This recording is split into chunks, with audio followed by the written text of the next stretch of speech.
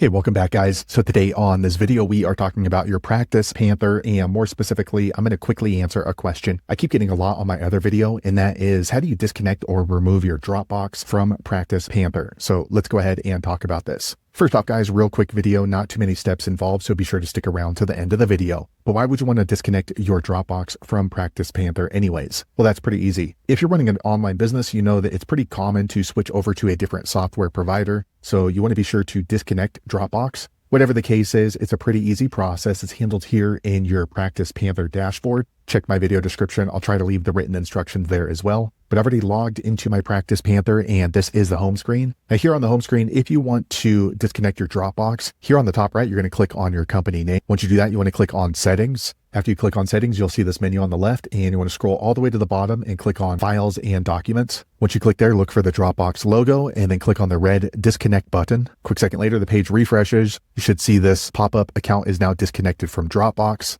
So there you have it, guys. If you're wondering how to disconnect or remove your Dropbox from PracticePanther, that's the easiest way I know how to do it. If you know an easier way, be sure to leave a comment below. Let the rest of us know how you did it. Hopefully you found that video useful. If so, click thumbs up, or maybe consider subscribing to my channel, and I hope to see you on the next video. Thanks again for watching.